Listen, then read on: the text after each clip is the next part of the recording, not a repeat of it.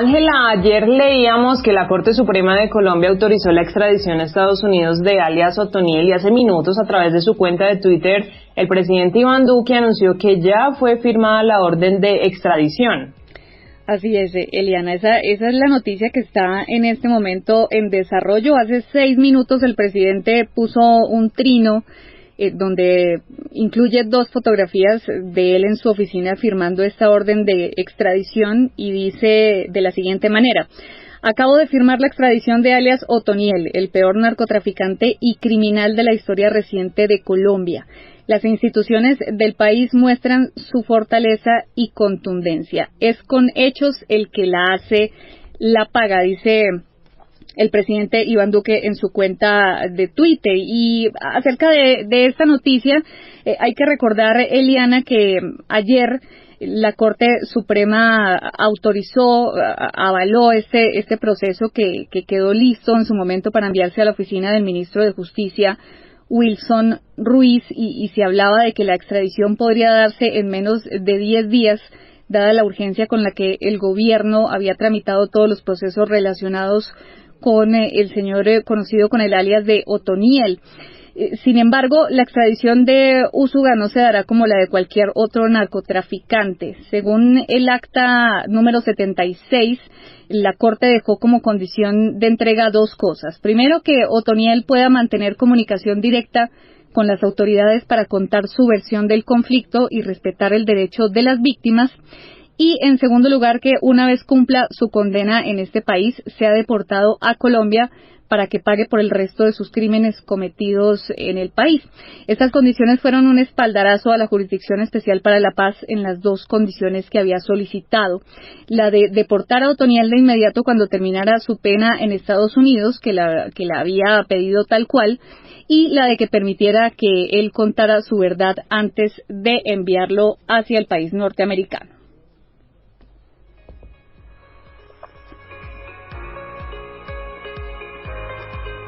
Nos acompaña en línea para hablar de este tema el abogado Fabio Umar. Doctor Umar, muy buenos días. Buenos días, ¿cómo amanecen ustedes? Una feliz mañana para ustedes, los oyentes, ¿cómo están? Igualmente para ustedes, hace rato que no conversábamos, pero bueno, siempre llega el momento. Su opinión sobre esta noticia que ya hoy la confirma el presidente Iván Duque con su firma de la orden de extradición. Bueno, mire, la extradición es un mecanismo de cooperación que existe entre 2 países. Aquí en Colombia generalmente, 99% de las veces tenemos extradiciones con Estados Unidos, y uno tiene que hacer unas precisiones o unas notas sobre el asunto. La primera es que eso lo que demuestra es la incapacidad de la justicia colombiana para juzgar adecuadamente a sus ciudadanos. Los países más serios, más sólidos, no extraditan, porque confían en su justicia, confían en sus instituciones. No así lo hace Colombia. La extradición es un reconocimiento, a mi juicio, de facto,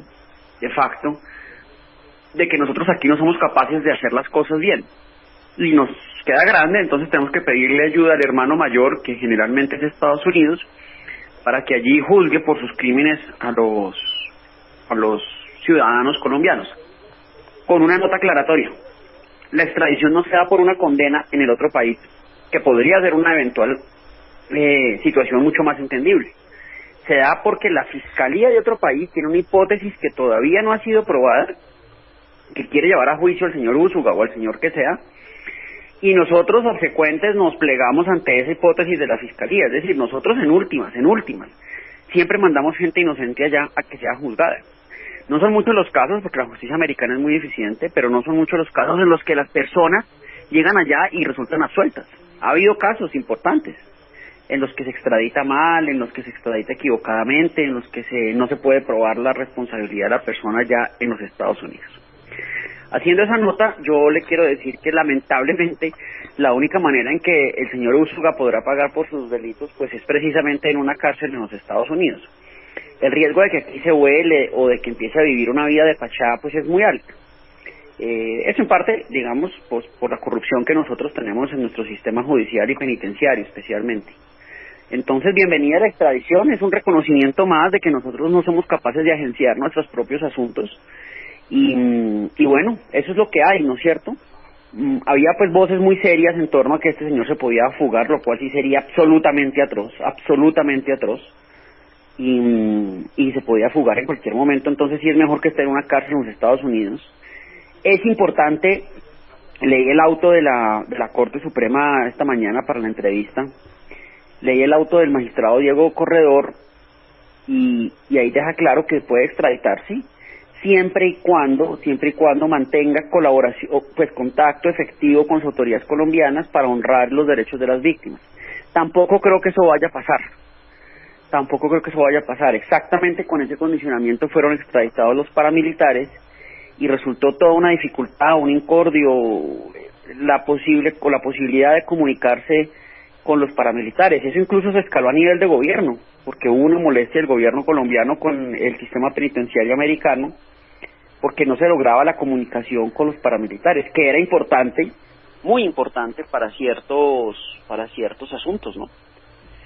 Sí. Eso es lo que tenemos, esa es nuestra circunstancia por ser país débil. Sí. ¿Cómo queda su proceso acá en Colombia? Porque él intentó legalmente ser incluido en la JEP, pero no logró demostrar ni que fue combatiente de las FARC, ni que participó como tercero civil durante el conflicto armado. Entonces, en ese orden de ideas, bueno, ahora se va a cumplir su sentencia o su eventual condena en los Estados Unidos, pero ¿qué pasa con el proceso acá en Colombia? Bueno, a ver, él intentó ser parte del acuerdo, o pues digamos, del sistema de justicia transicional, sin éxito. Era obvio que no lo iba a lograr. Usted sabe que hay dos condicionamientos importantes para ello: haber suspendido cualquier actividad delincuencial después de la firma del acuerdo en el Teatro Colón, y ese señor pues evidentemente había seguido delinquiendo. Y la segunda es que hubiera una participación de él directa en el conflicto armado, bien como militar, bien como guerrillero o como civil que hubiera aportado a los crímenes. Y pues este era un narco puro, lo que se denomina comúnmente como un narco puro. Entonces creo que hizo bien la JEP en no incluirlo, porque ya nosotros estábamos acostumbrados a las desdichas de la JEP, por ejemplo lo que pasó con Santrich, ¿no? Entonces bueno, hizo bien la JEP. Por otro lado, cuando una persona es extraditada, hay que ver precisamente por qué hechos es extraditada. Porque hay dos posibilidades: que pague en una cárcel de otro país, norteamericana para este caso, hechos ocurridos en ambos países, caso en el cual él descontará el tiempo que estuvo preso en ese país, en Estados Unidos, del tiempo que debería haber estado preso o que debió haber estado preso aquí en Colombia.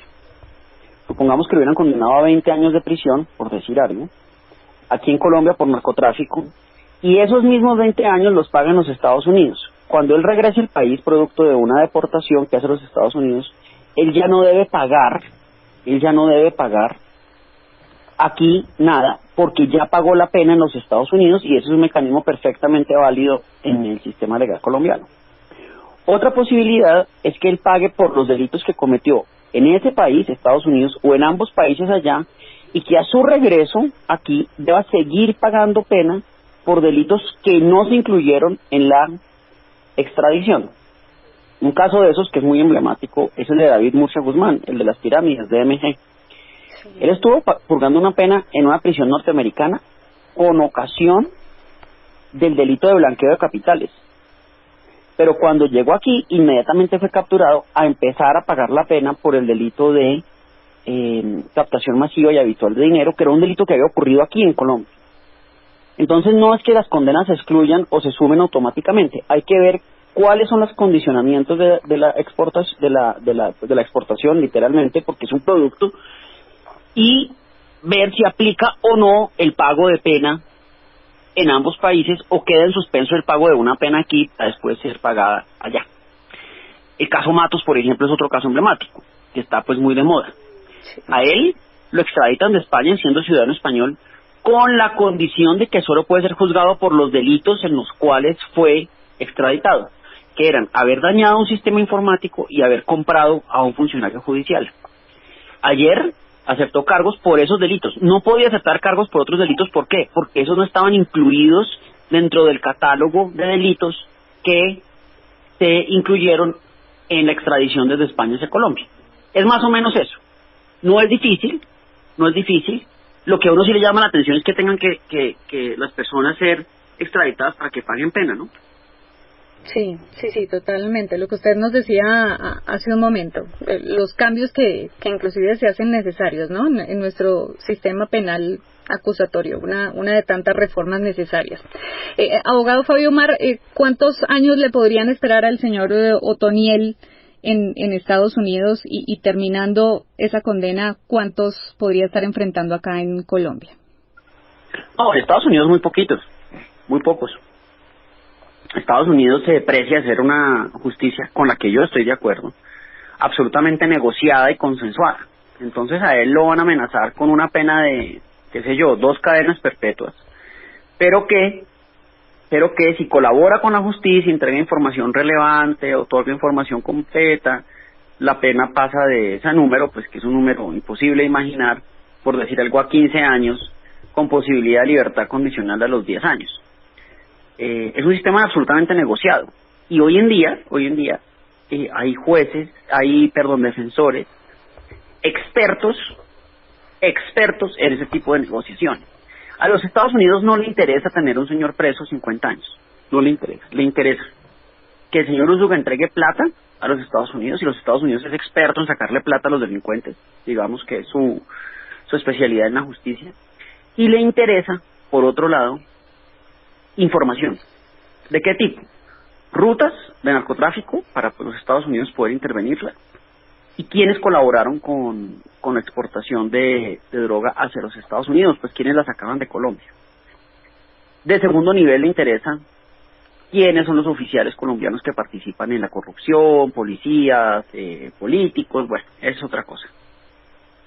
Pero hasta ahí, digamos, Estados Unidos no tiene esa extraña fascinación que tenemos los colombianos y los latinos sobre todo, pero los colombianos mucho, por penas larguísimas de prisión. Allá negocia. Sí. Si usted mira las estadísticas del sistema legal norteamericano, el 98% de los procesos, o sea, todos los procesos, se negocian con la fiscalía antes de que haya una sentencia en juicio. Ello tiene ventajas para ambas partes. La justicia, que no se desgasta, por supuesto, es decir, una justicia mucho más barata, mucho más pronta, mucho más eficiente, y para el ciudadano que busca un acuerdo y por lo tanto elimina la posibilidad de riesgo de una condena muy elevada por una condena o moderada o muy baja en algunos casos. Es que acuérdese que hay narcos que han estado presos 5 años en los Estados Unidos. Eso era impensable hace 30 años o 20 años. Acuérdese de Carlos Leder, ¿cuánto tiempo estuvo preso? Carlos Leder estuvo preso 30 o 40 años o 35 años, un montón de tiempo, pues. Eso ya es impensable desde el punto de vista de los narcos. Impensable. Esos delitos quedan esas quantum de pena quedan ya limitados para terrorismo o cosas de eso, con los que Estados Unidos todavía no ha querido negociar. Algún día lo hará porque Estados Unidos es pragmático. Pero para narcotraficantes, penas de 5, 7, 15 años. 15 años. Es una justicia con una aproximación completamente distinta a la nuestra. Completamente distinta.